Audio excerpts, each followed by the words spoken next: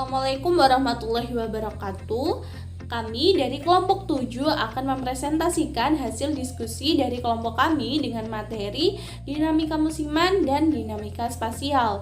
Dengan anggota saya sendiri, Dewi Sinta Rahayu, dan teman saya, Herlina. Kemudian ada Nabila Vidya Sobat dan juga Nafista Resti Amalia. Oke, langsung saja ke materi yang pertama, yaitu dinamika musiman. Apa sih dinamika musiman itu? Dinamika musiman adalah suatu perubahan yang terjadi berdasarkan periode musim tertentu di suatu tempat. Nah, misalnya musim hujan dan juga musim kemarau dapat mempengaruhi beberapa kondisi sungai di Indonesia. Misalnya distribusi dari pertumbuhan ikannya itu, kemudian penyusutan volume sungai, dan lain sebagainya.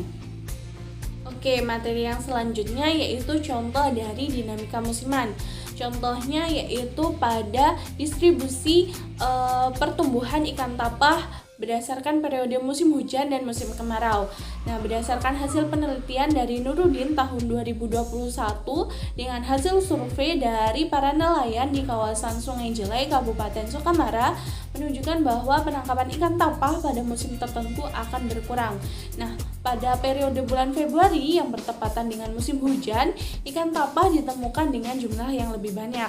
Sedangkan pada periode bulan Juni yang bertepatan dengan musim kemarau, jumlah ikan tapah yang ditemukan itu cenderung menurun. Jadi, dinamika musiman ini mempengaruhi dinamika distribusi dari pertumbuhan ikan tapah ini. Baik, saya Nabila Vidya akan melanjutkan mengenai dinamika spasial. Analisis spasial merupakan kumpulan-kumpulan dari teknik yang dapat digunakan untuk melakukan pengolahan data SIG. Nah, selain itu, analisis spasial ini juga bisa diartikan sebagai teknik-teknik yang dapat digunakan untuk meneliti dan juga mengeksplorasi dari sudut pandang ke ruangan. Nah, semua teknik ataupun pendekatan perhitungan secara matematis yang berhubungan dengan data keruangan atau spasial dilakukan dengan menggunakan fungsi analisis spasial. Selanjutnya akan dipaparkan oleh rekan saya. Perkenalkan, nama saya Nafista Resti Amalia, NPM 19130240015. Di sini saya akan melanjutkan penjelasan dari rekan saya mengenai fungsi analisis spasial. Yang pertama adalah klasifikasi. Jadi klasifikasi ini merupakan suatu kegiatan yang mengklasifikasikan kembali suatu data hingga pada akhirnya menjadi sebuah data spasial yang baru dan berdasarkan pada kriteria atau atribut tertentu. Kemudian yang kedua adalah jaringan.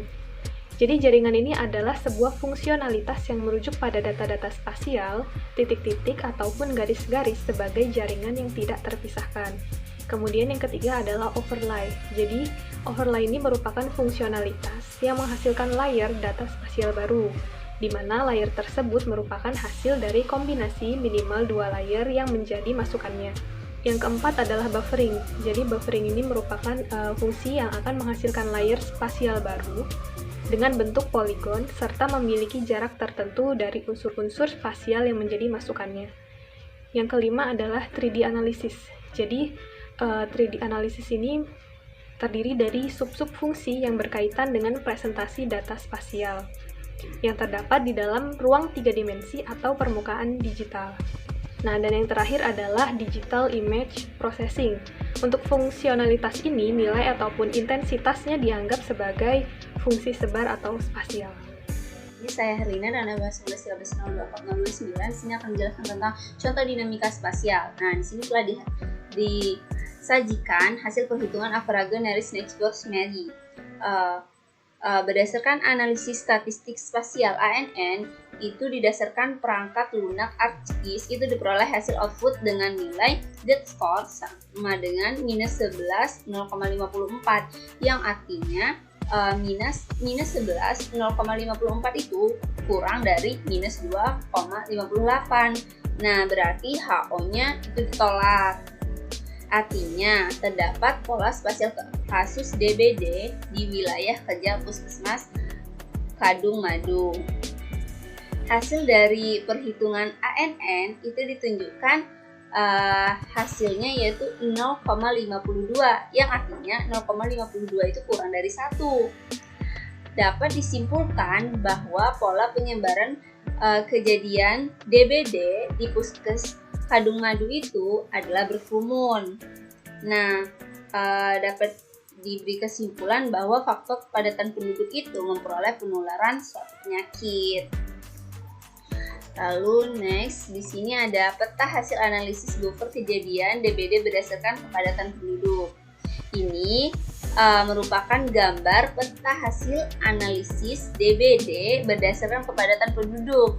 Berdasarkan peta diketahui bahwa daerah yang berpotensi DBD itu berdasarkan buffer yang diperoleh dari pertimbangan jarak terbang nyamuk Aedes aegypti.